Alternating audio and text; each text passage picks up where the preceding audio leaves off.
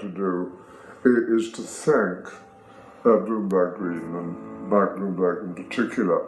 And we're very proud indeed that we should be part of this series. Now look, let me say something about our family.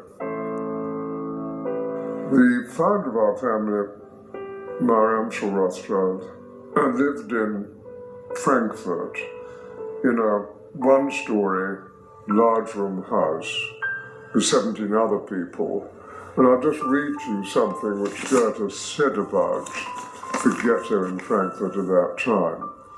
The confinement, the dirt, the swarm of people, the accents of an unpleasant tongue, all made a disagreeable impression, even when one only looked in when passing outside the gate.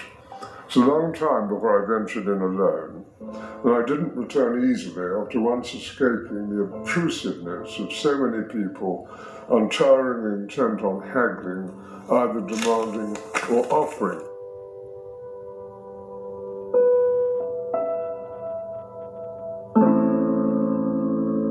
So,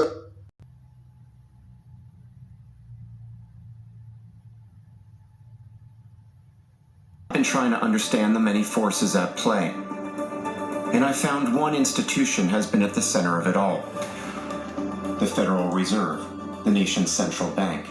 It is the most powerful and least understood institution in the country, and it have a Federal Reserve Bank where that input can be forwarded.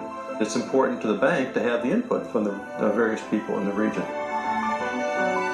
That structure helps us connect to the communities and to the public interest that we serve.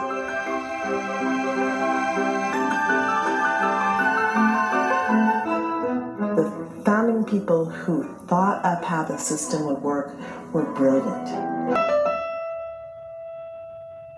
The Federal Reserve Bank is perhaps the world's most unique central bank. Unique in that it's not just one bank, but 12 established throughout the country. The 12 banks work together to support and stabilize our country's overall financial structure, while each individual bank serves and represents its own district. For instance, the 10th district, designated 10J within the Federal Reserve System, is served by the Federal Reserve Bank of Kansas City and its branches in Denver, Oklahoma City, and Omaha. This district spans a 7-state region from as far east as western Missouri through the Rocky Mountains. As you can imagine, this not only covers a lot of space, but it includes a wide and diverse range of commerce and industry. You know, there's generations of pressmen and printers that have been in the organization.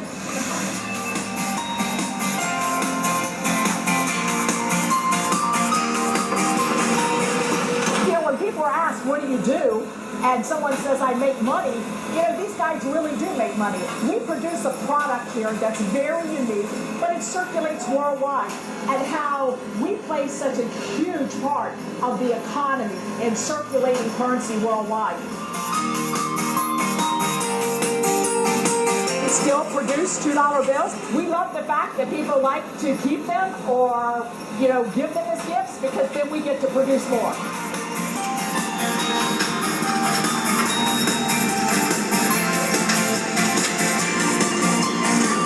This year from the Federal Reserve is 7.6 billion notes. The Fort Worth facility is producing about 4.6 of those billion notes. Oh, yeah. 194 tons of gold. That's 496,950 bars worth hundreds of billions of dollars. The gold vault at the Federal Reserve Bank of New York is one of the largest depositories of gold in the world, and also one of the most secured. None of the gold is in New York Feds. It belongs to the US government and other countries, but those depositors need to make sure their stash is safe. There's only one way to get into the vault, a 90-ton steel door that spins on a cylinder to open the accessway. When gold enters the vault, the New York Fed uses an old-school scale to weigh and value the gold bars.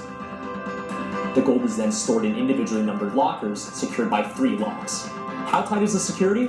When any compartment inside the vault is open, 3 people, including 1 New York Fed auditor, must be present to ensure that the gold is safe. Now that's a gold standard of security.